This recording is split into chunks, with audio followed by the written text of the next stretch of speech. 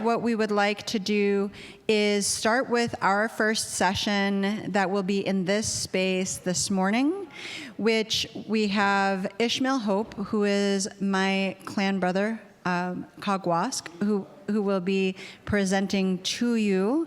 And I'm going to just give it over to him since we're not wanting to short him on his time, but just to say, Yugudi, thank you for being here.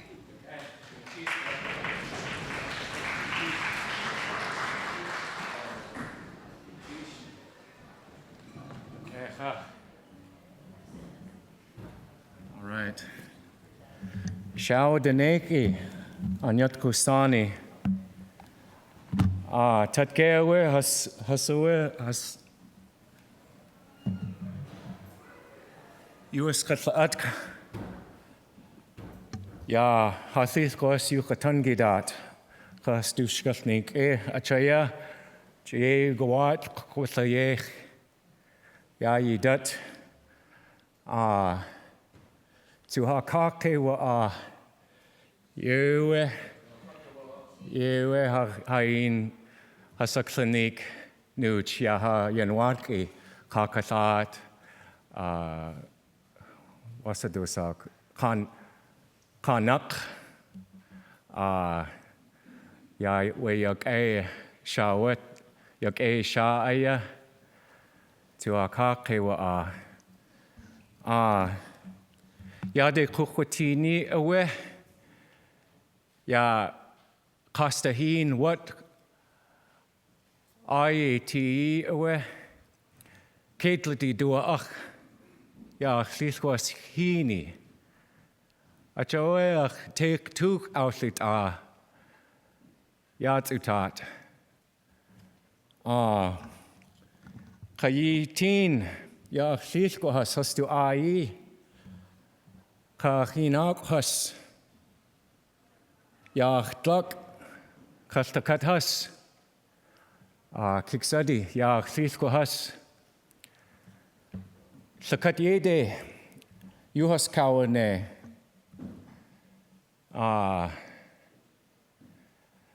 Kushtakwanias duchu yewuti Tlachnache Yakaka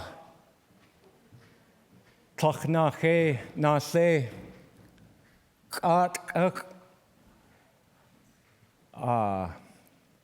Dakagunatan Yakhaagwáask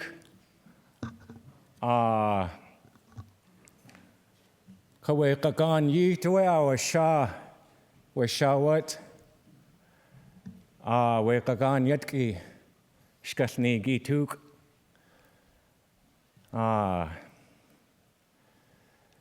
Kunachua hain hasaksanik nujin ya katu sitin yes achaya akhlis kos shaguni datue tuktatan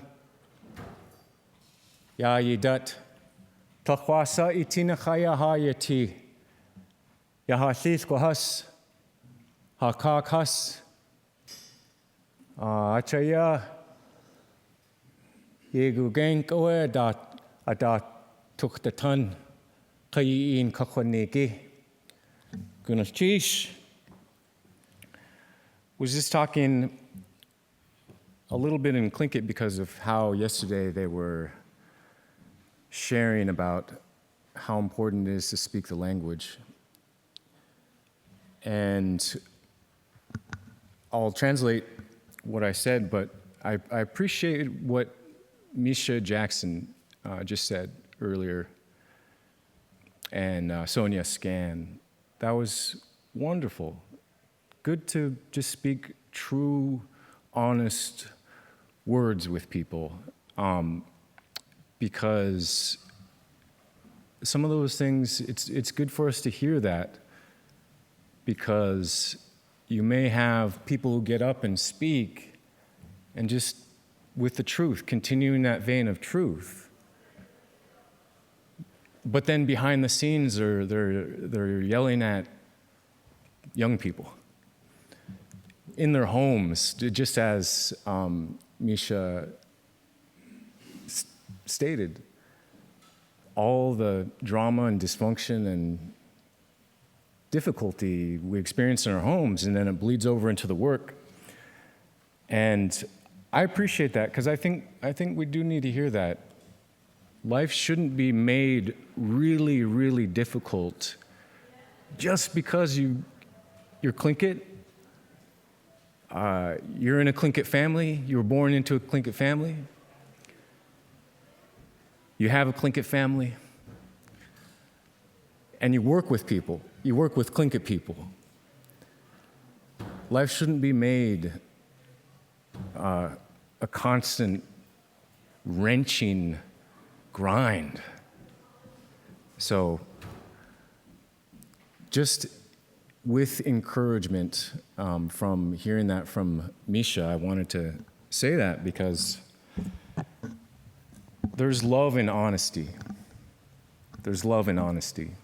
That's in fact what George Jim, Dion, my older Kheixwnéi sister, or my Kheixwnéi sister, just translating. I was just translating the word.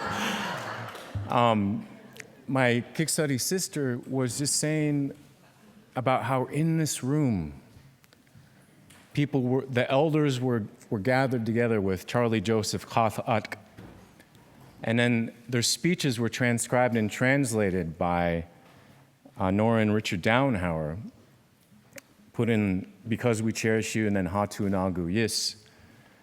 One of the things that George Jim Stuwuk said was,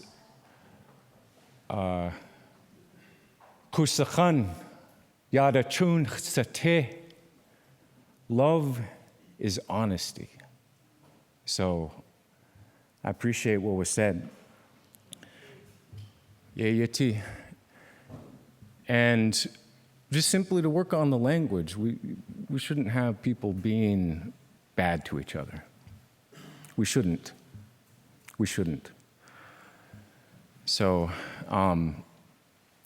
that was really nice. And her saying that gave me some courage to speak a little in Tlingit. So I was just talking about how as I was walking here, I was crossing the river through Totem Park, Xhaastánch, and that's my grandparents' river, and hearing the seagulls and feeling good about that on my grandparents' land. And then I've been thinking about all the things that happen to the Kheixwnéi ancestors, and I mentioned some of those, like Khaagsuk, who was blown way out to a faraway land, Khaakwáask, who lived among the land-daughter people and returned and became human again, the Khaagwáask, the sun's children. All these histories come to mind, and that they're there to give us strength. And I'm glad that there's that. I'm really happy that there's that, because that shows a little bit of the gifts and the love that our ancestors gave us, because I'm really not sure I would be doing this work without that, if it was dealing with the grind of being around our people. And that's life today. And it's good to address that, but also to remember all the good, wonderful, kind people, and that hopefully the difficulty, the people who are being unkind, territorial, keeping people out of things, guarding their own little budgets, and talking bad about each other, all these things. Hopefully we see that the good folks, the ones who are uplifting and saying the kind things and really there with the youth and remembering Tutha'an and Kusachan, kindness and love, remembering those things, that those outnumber the ones who are causing a challenge. So I just wanted to say that for just a bit, but I do have time to speak on the intellectual history of basically the 20th century Tlingit intellectual history through the lens of the careers of Nora Dauenhauer, Kheixwnéi, Louis Shotridge, Stuwukhaa, and Andy Hope, Xhaastánch. And I wrote a whole biography that's a work in progress, but it is cohesive for the Douglas Indian Association called We Are There. And that's a quote from Nora. We are there when she was talking about the Osik River. We are there, the life of Nora Marks Dauenhauer, Kheixwnéi. And that's as a contract with Douglas Indian Association. So I have some remarks on that to try to cover those bases. And I also look forward greatly to hearing from Eixwnéi Ish Bushka, Peter Metcalf, who's just a wonderful Alaskan historian and been a wonderful friend to my family, to me, and I know a lot of your families. So I look forward to hearing from Peter after this. So during the past few years, I've been writing curriculum and curriculum resources for the Douglas Indian Association as a contract writer. It's been a gift, and I'm grateful to DIA and their leadership for supporting such work. As I write scholarship on Tlingit culture, I invest in the work my time with elders and the lessons I learned from them. Elders such as Nora Dauenhauer, Kheixwnéi, George Davis, Khaagwáask, Cyril George Khaaskau, and I also draw from years in the archive and published resources, studying texts and listening to recordings. At heart, I'm a writer. So it is a gift to make a living as a writer. And I almost don't want to mention, because of all the, honestly, how the price we had to pay to even just kind of make it approximate the sounds of our ancestors' voices and the ire that draws from people, and then I don't want to mention, I'm also working as a writer, and it's a gift to do that. But there's also a price to doing this work. I hope people remember that, and I hope it doesn't draw the funkiness and dysfunction that's unfortunately gone my way, directed at me, my entire life unrelentingly, So, at heart, I'm a writer. So it's a gift to make a living as a writer, creating meaningful educational resources for this region. I try to write curriculum resources as if a great novelist wrote them. That final touch, striving for fine writing, enriches and strengthens a scholarship. I believe, and if I succeed somewhat, it may do some justice to the elders, as they were among the finest literary artists I've ever encountered. With guidance and support from Dion Kadiente-Leite, Tribal Education Programs Director at DIA, we partner with Sharing Our Knowledge. Working with Sharing Our Knowledge, organizing committee member and Alaskan historian Peter Metcalf, I drafted a transcription and translation of most of the Tlingit speaking in the Sharing Our Knowledge archive, which documents most of the presentations at Sharing Our Knowledge, before known as a clan conference, which informally, but really was the clan conference. My dad called it Andy Hope, the founder, who I'm talking about, called it the official title was a Conference of Tlingit and Haida Tribes and Clans. From its beginning in Haines and Klukwan in '93, Peter and I are going to talk about that soon. I'm excited to share with you excerpts from my work in progress, We Are There, the Life of Nora Dauenhauer, Kheixwnéi, written as a primary resource for curriculum on elder biographies. As I mentioned in the biography, when bright and brilliant minds come together, good things happen. Best practices and methodologies emerge under the guidance of elders and experienced scholars, centering the elders' voices. As I developed the biography, I found many places where the work of Nora and Tlingit writers, Lewis Shotridge and Andy Hope, often cross paths, and like it is now. Lewis Shotridge was a distinguished predecessor and inspiration to Nora and Andy during their years, and I'll quote where they discuss his impacts. One of the best practices of Indigenous scholarship I found is to be guided by literary appreciating the elders' wisdom, knowledge, and oral literary artistry. Richard Dauenhauer, distinguished poet, scholar in comparative literature and oral literary studies, and the other half with Nora of the editing team of the monumental Classics of Tlingit Oral Literature series, compared Tlingit oratory, in particular the oratory at the Tukanadi Kuik in 1968 in memory of Jim Marks Khūānk, Nora's paternal uncle. He compared that oratory to English metaphysical poets like John Donne. Andrew Marvell are the two most prominent ones, and the sonnets of William Shakespeare. Indeed, as with metaphysical poetry, Tlingit oratory is dense with metaphor, rich imagery, and beautiful thought. Now, I heard Richard say this many times, but it's also in the archive. Like you could get a quote where Richard talks about this, and I quote him in, because of that precious documentation, I quote him in the biography. Because of course, when you're talking about Nora, you have to also talk about Richard. Literary appreciation has led me to learning the workings of Tlingit oratory and storytelling.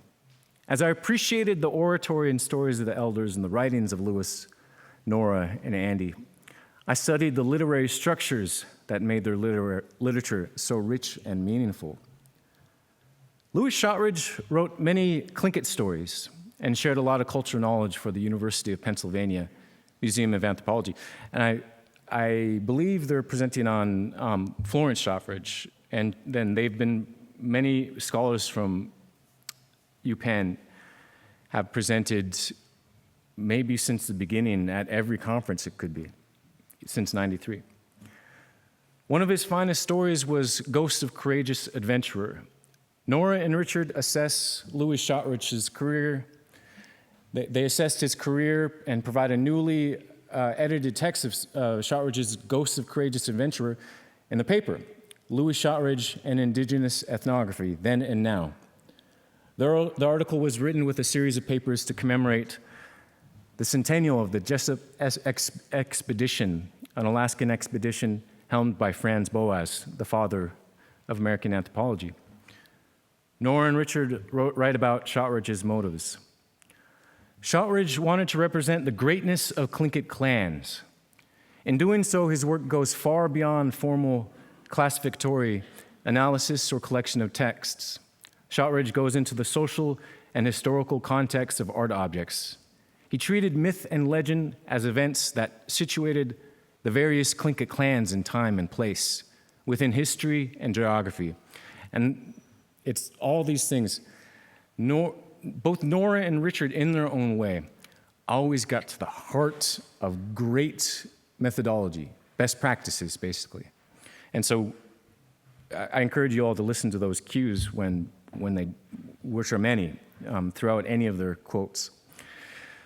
For Shotridge, the agents by which groups distinguished and by which social structure was defined were visually articulated in crest objects.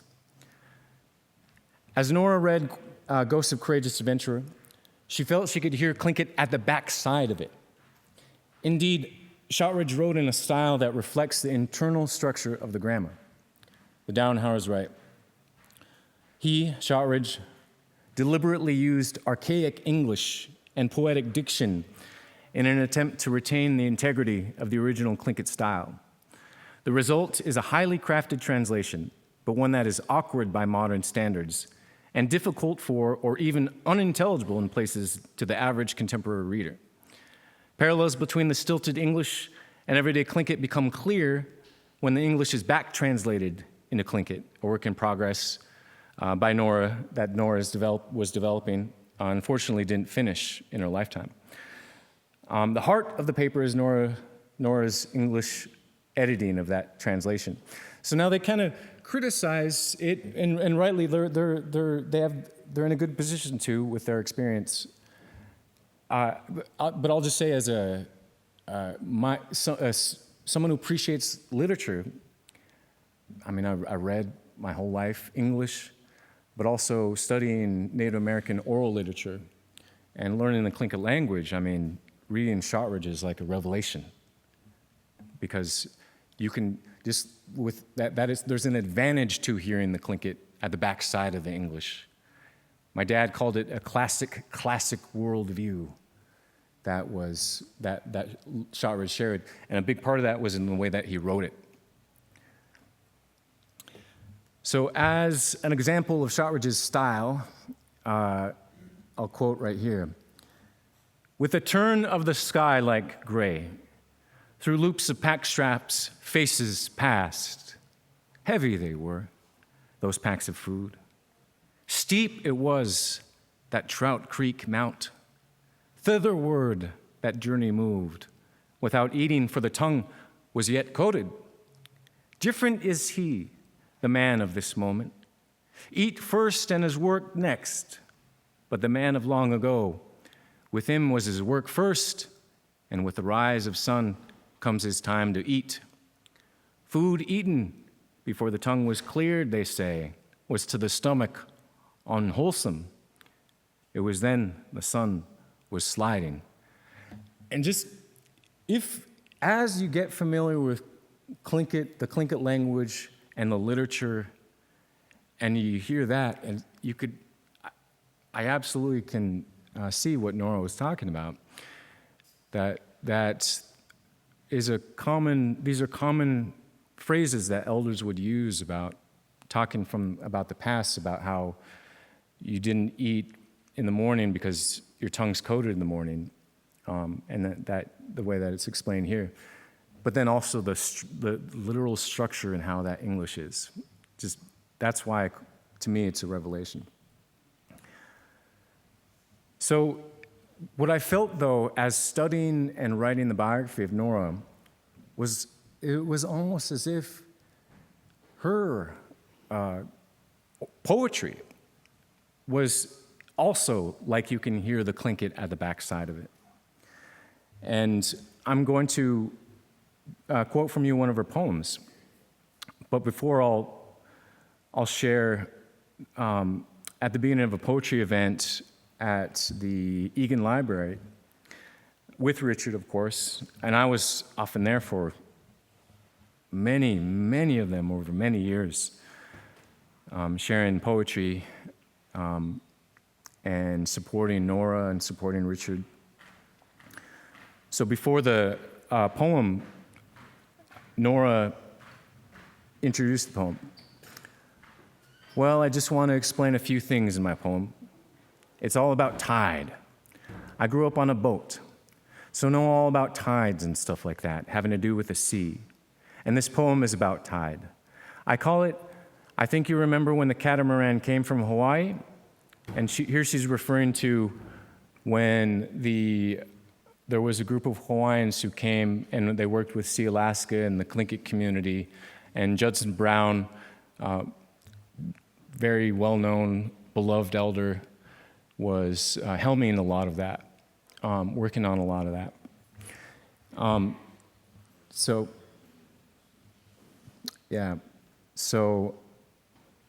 she referenced that. And you remember that, she said? Well, anyway, they asked Sea Alaska to give them a log. So Sea Alaska went to my brother and got a log. So Sea Alaska went, my brother went and got a log. And I'm not sure, Paul Marks is here. Paul may have a lot to say on that if folks want to talk about it.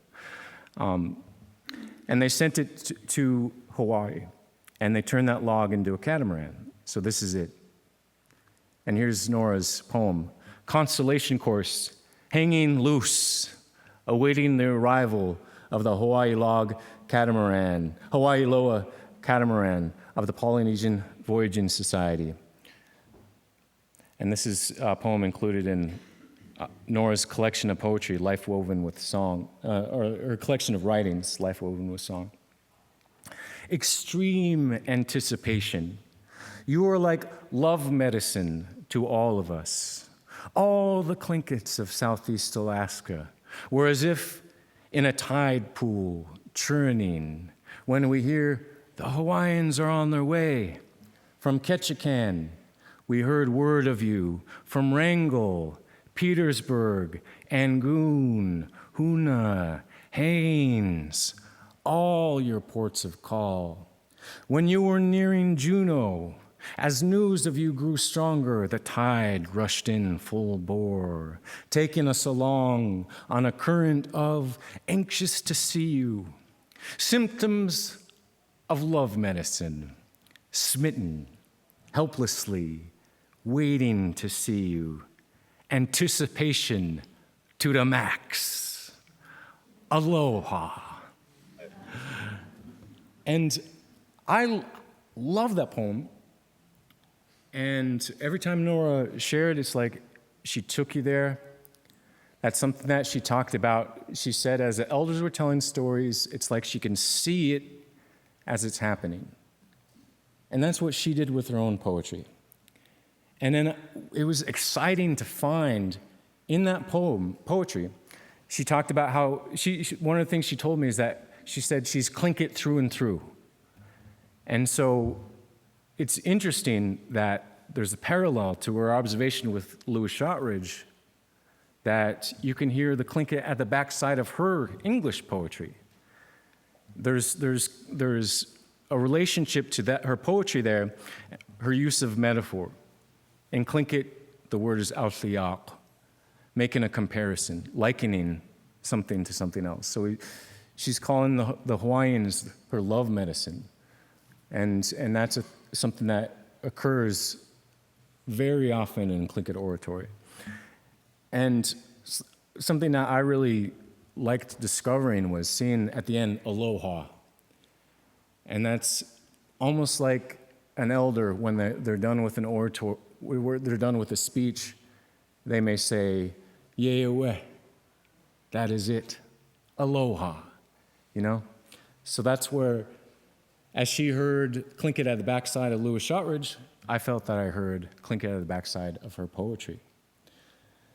And so Nora discussed the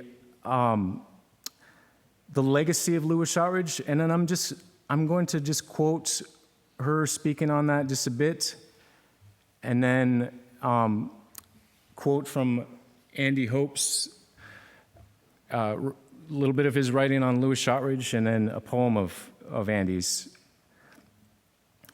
So when Nora was visiting with George Davis, Kheixwnéi, Angoon elder, and a brilliant elder, just the voices of, like at that elders gathering, Paul Marx II had said, or something, I may not get exactly his quote, but along those lines, that the cover has been taken off of our culture. And that is also something that George Davis said in this room, as Dion pointed out last night, that it's just wonderful to see those connections. And really, that's why we come here, having the deep meaning and beauty. So she discussed with George Davis Kheixwnéi when she's visiting with him, as she visited so much with the elders, probably particularly in the 70s. She's telling about Louis Shotridge. She says, his work is real good, so I could go back and read and understand some of what he was doing. You can't understand it without knowing the language. You have to know the language. Some of us, like me, even if I know the language, I don't know the intellect. Yakuskei, the intelligence of the person. And all the history that weaves into every day of our lives, like when our people die, when we're happy, when we joke together. Who do we joke with? When we sing together, who do we sing with? All these things are a big question mark, because the people that wrote about it didn't understand us. And it's going to be that way if we don't do anything about it. It's just going to stay that way forever. Except that man that worked there, that's Lewis Shotridge. But he didn't finish it. Maybe he didn't live long enough, I don't know. And then later she discusses with George how she believes that Lewis Shotridge didn't finish it, but maybe there's some books that could come out that's better than anything anyone has ever seen. And that came out in the Classics of Tlingit Oral Literature series. And those are endlessly beautiful, meaningful, rich resources directly from the words of the elders, using all the lessons of people like Lewis Shotridge, the guidance of George Davis. And in fact, even in that conversation, George was encouraging Nora to make a book out of the stories that he's been saying. And that's why Nora is thinking along these lines about this intellectual history. So, Andy Hope, and I think a lot of the parallels and the connections between Andy, Nora, and Lewis are all here at this conference, really. Andy being the founder, and so much of what I'm just quoting now and what's throughout the biography comes from Nora at these conferences, telling her about her intellectual career, her life story, and the work that she's done in her life, and the sharing the Clan Conference and Sharing Our Knowledge Conference was perfect for that. You know, the Alaska Heritage may have a lecture series, and that was a very good resource. There's other resources out there. There's the Dauenhauer papers.